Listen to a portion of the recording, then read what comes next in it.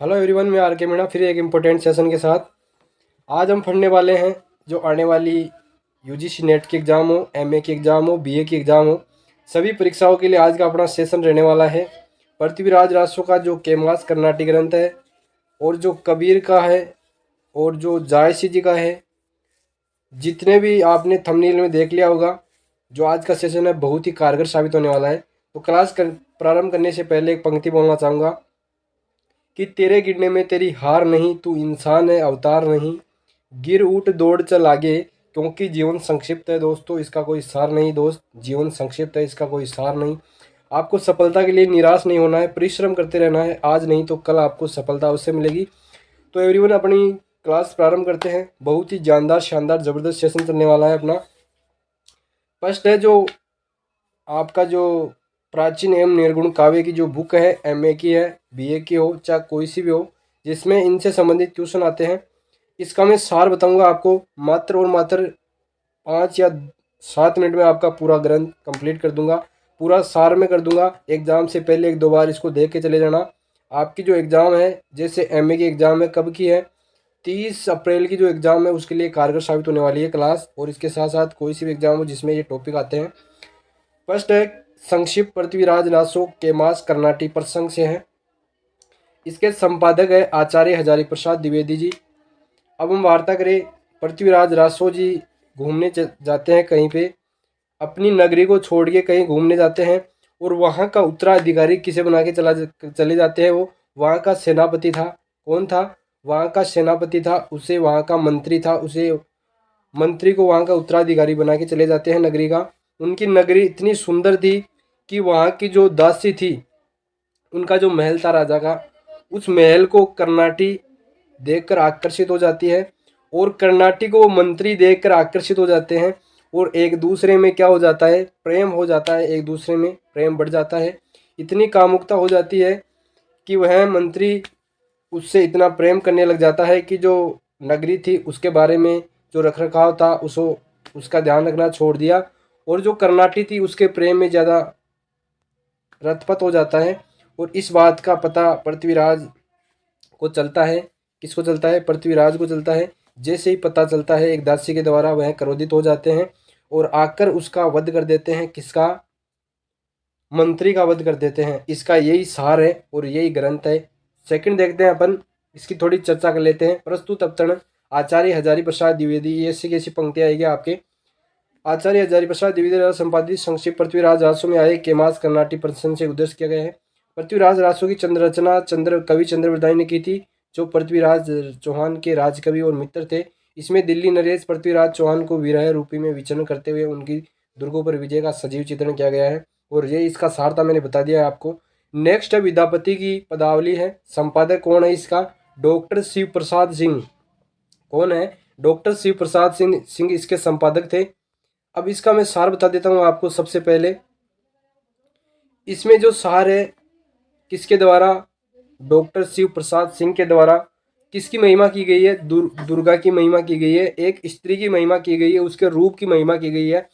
जैसे इसमें एक तो दुर्गा की महिमा देखने को मिलेगी, और एक राधा और कृष्ण की महिमा देखने को मिलेगी कि एक स्त्री ऐसी है, उसमें इतनी शक्ति रहती है, कभी वो कैसा रूप बदल लेती है, कभी कैसा रूप बदल लेती है। इसमें दुर्गा की वंदना के बारे में यह बताया गया है। जैसे हम देख लेते हैं, प्रस्तुत पद विद्यापति पदावली के प्रार्थना शीर्षक से लिया गया है। इस पद में महाकवि विद्यापति ने दुर्गा की वंदना की करते हुए महिमामयी महाशक्ति दुर्गा के अनेक रूपों का स्मरण किया है। बस यही सार है इसका। आपको ज़्यादा समय खराब नहीं करना है सीरीजों के चक्कर में। आपको जो मैं सार बता रहा हूँ वही लिख के आ जाना है। दुर्गा की महिमा लिख के आनी है, स्त्री के बारे में लिख के आना है। ज़्यादा कोई टेंशन लेने की आवश्यकता नहीं है। और इसमें 1-2 क्वेश्चन आ सकते हैं, जैसे कृष्ण जी और राधा के प्रेम के बारे में आ सकते हैं। उनका प्रेम कितना गहरा था, उसी के बारे में क्वेश्चन बनेगा। आगे देखते हैं अपन। एक नेक्स्ट रचना है सिंगलदीप वर्णन खंड। इसके संपादक है आचार्य जायसी ग्रंथावली। इसके संपादक है आचार्य रामचंद्र शुक्ल। इसमें सिंगलदीप का वर्णन है। किसका वर्णन है? सिंगलदीप की प्रशंसा की गई है, उसके बारे में बताया गया है। किसके द्वारा? रामचंद्र शुक्ल के द्वारा। कि सिंगलदीप इतना सुंदर नज़ारा है, उतनी वहाँ की नगरी है, इतनी सुंदर नगरी है। वहाँ पे यहाँ का ग्रंथ भी है, मलिक मोहम्मद जायसी पद्मावत का ग्रंथ भी है, इसी में आया है वो भी। इसमें दोस्तों पद्मावती के बारे में भी उसकी भी प्रशंसा की गई है कि कितनी सुंदर थी। सुंदरी सुंदरी के चक्कर में, उसके सुंदरता के चक्कर में ही अलाउद्दीन खिलजी ने क्या किया था, युद्ध किया था, चित्तौड़ पे युद्ध किया था और रतन सिंह को पराजित किया था। रतन सिंह की मृत्यु हो गई थी और पद्मिनी ने क्या किया था, जौहर किया था। और इसमें क्या बताया गया है, सुंदरता के बारे में गया है। जो सिंगलदीप है, नगरी है, इसके बारे में वर्णन किया गया है कि वहाँ का वातावरण कैसा है, वो नगरी कैसी दिखती है, किस प्रकार से है, ऐसे वर्णन किया गया है। ये लिख देना आप ऐसे ही माहिर हो जोड़ने में तो एग्जाम में। आगे है कबीर। कबीर जी के बारे में आप जानते हो।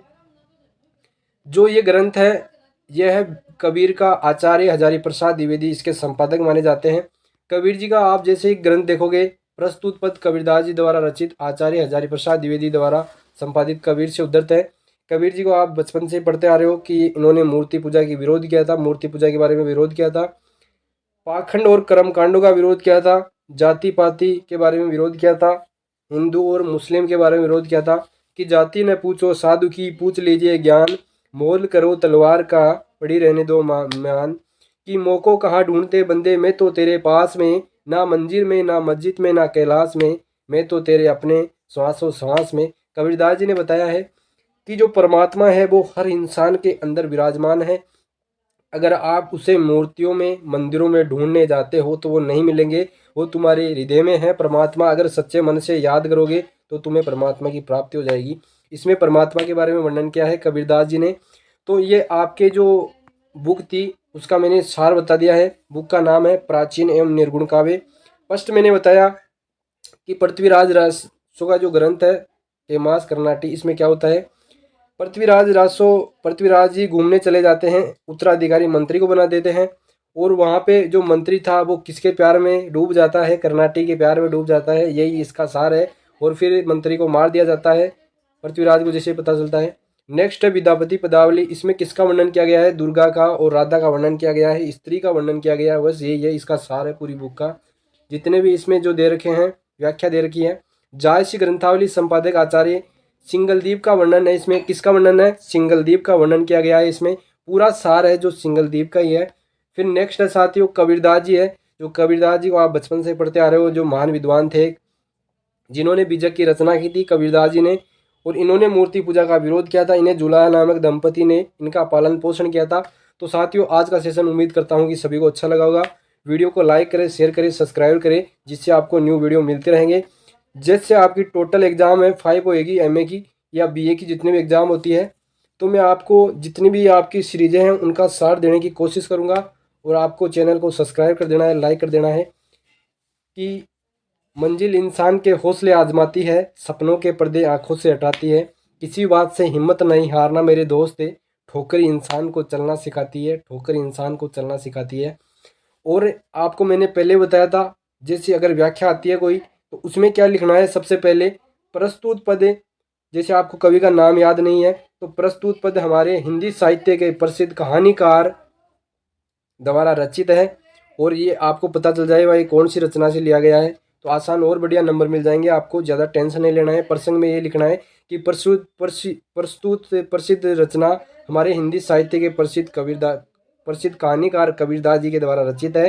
कितना शानदार, बोलने में ही कितना सुंदर लगेगा, अच्छे नंबर मिल जाएंगे। व्याख्या में इसका सार लिख देना और आपको नंबर मिल जाएंगे। विशेष में अलंकार के बारे में लिख देना, भाषा सरल है, आपको अच्छे नंबर मिल जाएंगे। तो साथियों उम्मीद करता हूँ कि आज का सेशन सभी के लिए कारगर साबित होगा। जय हिंद, जय